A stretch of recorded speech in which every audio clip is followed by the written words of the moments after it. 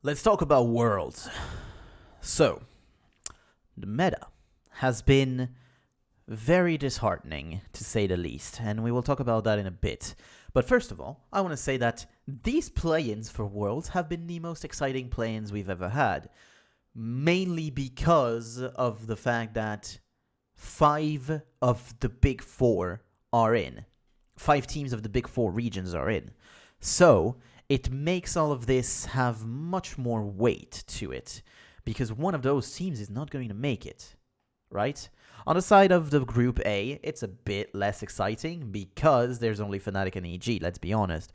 Beyond, I don't believe will make it, and we'll talk about that in a bit. And on the other side, you have Mad Lions, DRX, and RNG. So, for me, 2 days have happened for play-ins. When you'll see this, you'll have 4, but I doubt the meta will change. Which is why we'll first talk about the 2-day results, the 2 results of the day, the results of the 2 first days, and after that, we will also talk about this meta that is happening right now. It's very disheartening. So, if you look already at the first game, I'm going to say that there are some things that I like in this, but there are also a lot of things that I don't. You have the standard top lane meta, you have those Aatrox band, Ornn, Gnar, top, fine. I don't mind too much, even though Fiora is undersold. Gangplank is also undersold, same way. But it's just that sometimes I understand it whenever you're going with safety more than wanting to be the carry for your team. People like ADD and Armut, not going to be that for their team, let's be honest. And where I'm expecting to see a lot of Fiora are actually in the group stage, because you're gonna have a Zeus, you're gonna have some 369, like all of these guys can 100% pilot a Fiora and make it work. So for now, I'm not expecting this right here, but this is just play-ins. So okay, you can go with compositions that don't necessarily, that you think you're going to get ahead when you're a team like Mad Lions and you're facing a team like, let's say, Loud or Isurus. There you go. Although they don't face Loud. I know, don't worry. Or the Wildcats. There you go, if you want for the same group, the Wildcats. You can go with, I almost wanted to say safety, but no, exactly, the other way around. You can go with you being forced to make plays and make them work, because you know you will against a team that is weaker than you. Which is why Isurus actually picking MF Amumu. No thanks. Where are the enchanters? We'll talk about that in a bit more. Okay? First of all, let's also talk about the fact that Graves is the main big surprise in the jungle right now. I don't understand why exactly. Also, why Goredrinker? Why the hell are you playing Goredrinker? I mean, I understand it sometimes. Like, if you're playing against a lot of melee, the Goredrinker value would go up. And in the Isurus against Mad Lions game, you had Hecarim, Gnar, and Leona. Sure, you can get good value out of the heal from Goredrinker. Why not? But you're losing value from the rest of your build. Congratulations there. An item that is also getting way too much value right now without actually being good. It's getting picked too much without being good as an item. Black Cleaver. Why would you want to take a Black Cleaver on Gnar this game when you have only you and Hecarim as AD damage? Who benefits from the armor shred? No one, that's who. Exactly. Now, seriously, the items are really making me cringe. You also have a Divine Sunder on the Hecarim. Why would you want to take that over any other mythic? I don't understand. Seraphine build is okay, I'm going to say. Although finishing the Seraph, I don't actually think is something necessary or mandatory at all. I would have preferred if you just stuck to the tier and actually finish your other 2 core items before going for the item here. Was that what happened? I just want to know the...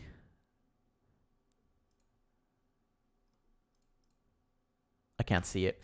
I don't think he did that. I think he just completed the item and then went into Cosmic Drive and then Void Staff. I would have done it the other way around. I would have finished Cosmic Drive, then Void Staff, and then the Seraphs. I don't know if it's what he did. I don't remember exactly about the timeline of the game, but there you go. Isris did hold on quite well against Mad Lions in the early game, but of course, that's always the same thing, right? When you have two teams of different levels, the team that is worse will hold on in the early game, but once you have to do decisive mid-game plays, you will always fall flat against the team that has better macro than you. And this is exactly what happened in this game and what will happen in many more games. Now, a game that is completely different, though, was the Fnatic against EG game. Fnatic against EG is a case of a better bot wins. Seriously, though, Rux has been a rock in the first day. He has been really, really good. Although, I don't like the picks, but we'll talk about that in a bit, don't worry. Caitlyn is also a champion that's getting a lot of visibility right now, of course. That makes sense because she is very safe. Her long range is very good. She can bully the lane as well, but she's, of course, a little bit vulnerable to ganks if she's not being careful, which is why if you're pushing, be careful about your vision and everything, because you know that the other jungler will just come, of course. And if you're playing for the 3-on-3, maybe you can try that, but we'll see. Your 3-on-3 in this game was supposed to be stronger. The 2v2 was supposed to be stronger for EG. When you have Caitlyn Lux is supposed to always beat MF Leona. How do you die in a 2v2? How do you? Well, I'm going to say you how.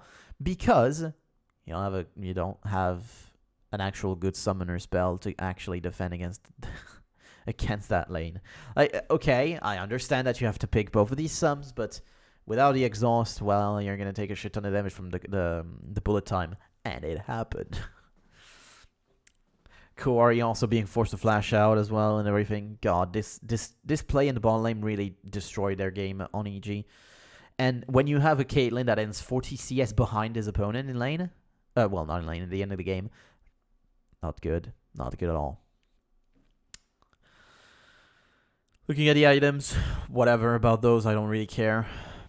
But of course, one champion that is just that I have picked as the champion that it will be the most picked at Worlds. It's Aatrox, man. Aatrox is bullshit. It's a bullshit.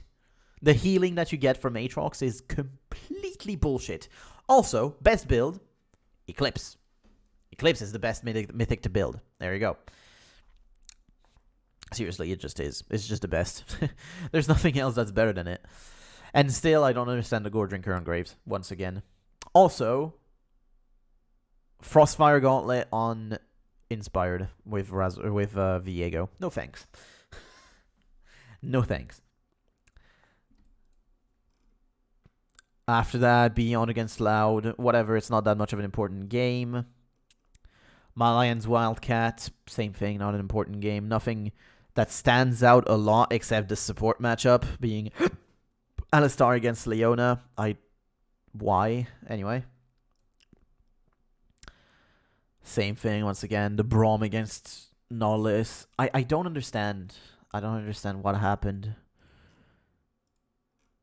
8 games. Enchanters in support? None. Mage? 1. Engage supports? 17. 15. Shit, I couldn't count. 15.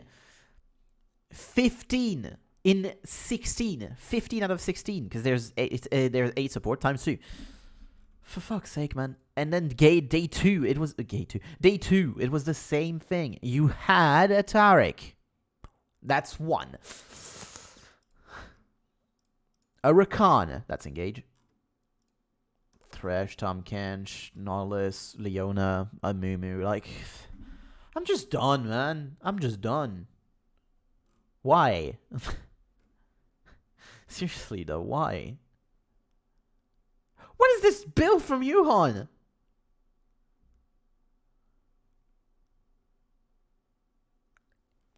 I want to retch. What the fuck, Johan? You don't finish your mythic, and you take Demonic Embrace and then Morello? Morello? Where's the healing?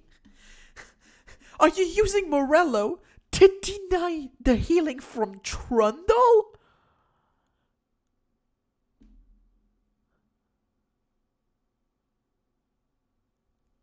Ew! There's nothing else! Also, Evern Shroud, way too used. It's shit. Evern Shroud is shit. I don't understand why everyone's playing it. It's shit. It's complete shit. Solari, 10 times better on every situation. It's shit. It's just shit. It's shit. There you go. It's just fucking shit. And everyone is playing it. I don't understand. There you go, Harp. For Detonation Focus Me. Harp. He played Solari. There you go. At least one. Fuck's sake. Taki, okay. Taki for the Saigon Buffalo actually played Renata with some support enchanting items. Because he went Shirellia and then Redemption second.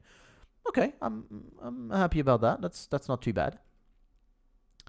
Vulcan gets a win. He went Solari. Oh my god. And then Hylissang, let's not talk about him.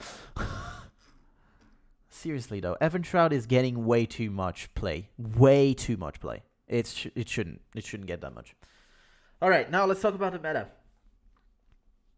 Mid lane, very stale. You have like 5 picks. Okay, whatever. AD, I don't fucking understand. Why are you just once again defaulting to going back to the Kalista? Everyone is defaulting back to that fucking Kalista. And I hate it. MF, Aphelios, Ashe, Kai'Sa. Ashe is really good and no one's playing it. Ezreal if you want the safety as well, whatever. It's better than fucking Kalista. Also, you can play non-ADs. Like, seriously, you can play non-ADs. If you're playing with top and jungle already as AD, you can do diversity in the rest. Like, seriously. You can go, for example, one of the greatest lanes that I think is happening right now is Senna Seraphine, which is very good.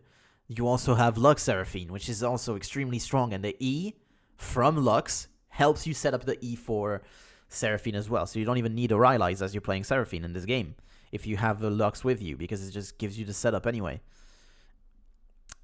There are so many different combos. Ziggs is extremely powerful and just holds his lane so incredibly well in both bot and mid, and no one plays it. Why? Because it's boring? Fuck off. Do you want to win worlds? Do you want to win worlds or have fun? I'm kidding.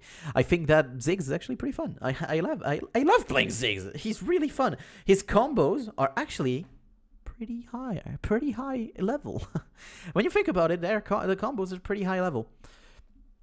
Seriously, if you want to actually have fun playing it, try to do W into Q in a different place and see if you can set the W up in the right position to hit your Q after that. That's pretty hard to do, and it's actually pretty nice. But yeah, I mean, I just supports, man. Why aren't you playing Enchanters still? Seriously, Soraka, Janna, Seraphine. That trio should be played every fucking game. Every single game should be played. That trio. And we don't see anyone. We don't see any one of these. Why? The only one you've seen is Seraphine as an AD. As an ADC. And once in mid as well, I think. Once is mid as well. There you go. And that's it. It fucking sucks, man. Jungle, for some reason, Lee Sin is back. Why? I don't get it. Like, I hope that when groups come, Lee Sin is banned. But banned from the tournament. We don't see him. No one should be playing that fucking dog champ. Look, my vision of things is very reminiscent to what LS does, okay? But, at the same time, LS has a fucking point. Why would you play Lee Sin? Just because it's flashy? What does it give you in the game that another champ cannot do? I don't understand, man. Lee Sin forces you in a way to play that is just, if you win in 15, if you are ahead in 15, you have a chance to win. If you're behind, fuck no, your game is over. Your game's already over. You will not come back with a Lee Sin. 9.5 times out of 10. There you go. I mean, I don't know why Lee Sin is still getting plays like this. In support, okay? You can play some engage. For example, two that are pretty good, I'm going to say still, Rakan and Maokai, okay? Maokai has seen a few plays as support. Fine. Maokai is very strong. I'm okay with that. That makes sense. Maokai is strong in multiple positions. But why the Alistar? Why Nautilus is back? Why is Leona back? Since the durability update, why are these champions getting play now? There has been no change that makes them viable again. So why are we playing these? Why are you playing these champions back? Maokai has had changes. He's now very reliable. His ult is very reliable. The fact that his W is still point and click is very reliable as well. And now he has person max health on his Q. It's just much better. Of course. I'm okay with you playing that. 100%. But why are you playing Alistar? Why? Why are you playing Nautilus? Why Leona? Rakan, sure, his engage is very, very different because it's, it is... Well, it's very snappy. I much prefer the engage from a Rakan than I do from a Nautilus or a Leona because I think it's just much more snappier and like this, it's on the spot. If you want to do it, then flash in and you get it. But I still don't really understand why you play even Rakan, to be honest. When you have all the enchanters that are just better. And in AD, I mean, it's the same thing, right? Sure, we see the MF, we see the Kai'Sa, but why are we seeing the Kalista? Why are we still seeing Draven banned every game? Caitlyn, sure, she sees bans every game as well. That's fine, that's a very strong champion if you know how to pilot her. You have to know how to pilot her, though.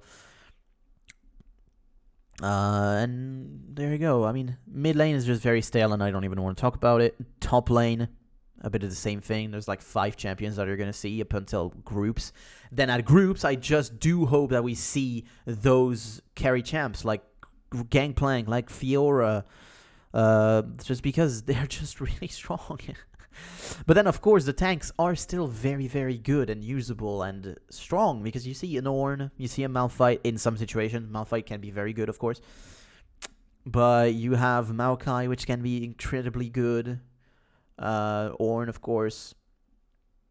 And then you have those reliable bruisery champions like the Aatrox, which is extremely strong. Like the Gnar, which is very nice as well still. Because his engage... Yes, you can see it coming, of course, but if you play him as a bruiser with at least 2 damage items, thank you very much, that's what a bruiser is, then you have a chance of being actually useful in fights and more than just an ulti. And then jungle, for some reason, we're still seeing a Wukong in. I don't really understand why. Trundle, sure, he's still usable thanks to the passive of his Q. When you chomp on someone, that's fine, and the fact that his W just gives him so much move speed and attack speed. It's actually incredible. If you can stick on the target, the damage that you deal from that is actually incredible. But you have to stick to that target, which is why also your pillar is very good to use.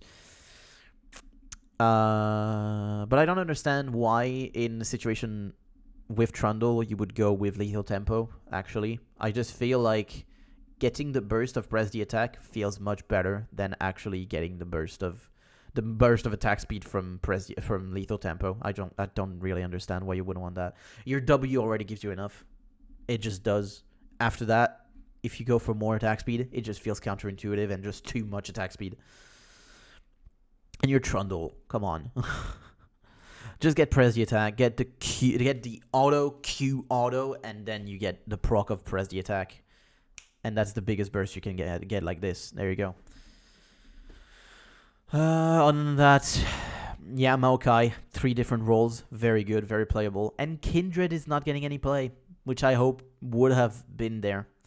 Graves is basically the Kindred for them, but it shouldn't be the case. Graves is much worse than Kindred. And mid lane, you're just going to see the same champion still, you know. It's just going to be the Victor, the LeBlanc, because some people think it's still good. Then you're still going to have some TF. I'm pretty sure that TF is going to come back at some point. You're going to see. Then you got the Silas. But Zoe should also be played, man. Zoe in either bot or support or mid should be played. The fact that she just gets many more Q spams thanks to the mana now that she got. Also, Corki! Why is Corki not being played? Look, I'm a Corki main, okay? But why is Corki not being played when he is extremely reliable from his long range like this? Why is he not being played? Is it just because of the nerf of the R? Man, he's still playable! What the fuck are you talking about? Corki is much more than playable. He's actually really, really strong. The package hasn't gone touched. Since, like, the change of the delay. It hasn't gone touched. The strength of the package is now not on every dragon fight. Oh, man. Oh, no. What are we going to do? Oh, right. Objectives may not spawn at the same point. Oh, so we can still get it for another objective then. Right. Oh. Oh, we don't think about this like that. I'm just fucking... I don't like this at all. Itemization. LS can talk about it better than I do. 100% probably. So if you want a better point of view like this, just go to him, I guess. But still, composition have not been good for Worlds right now at all. I haven't enjoyed any composition that I've seen. The best one is actually probably the first one in day 1, which is the Mad Lions comp. The Mad Lions comp with Gnar Hecarim as well. That's a jungler that we didn't talk about, Hecarim, because I think he's just banned now at every game, isn't he? But still. Gnar Hecarim, Talia, Seraphine, Leona. That's probably the best composition we had for all of these 16 games that have been played for me. There you go. It's not that it's that much better, but just at least it's a bit coherent, I felt, as to what you wanted to do. You get the engage from Kaiser Elyoya, the follow-up with Niski and Seraphine, Armut with the extra engage or follow-up as well. Just, you have an extreme amount of lockup, and it just makes a lot of sense in the team fights. After that, you're going to struggle a bit in the lane and everything if you're not, you know, playing at your best. But Niski had a very good game. He roamed around a lot, and it really helped up. It really helped in top, which made Elyoya extremely strong when it came to the mid-game team fights, and the game was taken over like this. Although Graves had a fine time early mid, but Graves falls off very hard. So, yeah, there you go. All right. Well, I'm looking ahead to the next 2 days. I'm excited still to see what would happen for these. There you go. Until the end of day of play-ins, I won't talk about this again. But when play-ins are over, I might come back and do another one of these because I haven't liked this. I haven't liked this Worlds in terms of the plays that have happened. So there you go. Anyway, I hope you guys enjoyed this video, and if you did, make sure to leave a like and to subscribe, and I'll see you all for the next one. Take care. Yeah, that was a very fast outro. I know. Don't worry about it. Take care. Bye.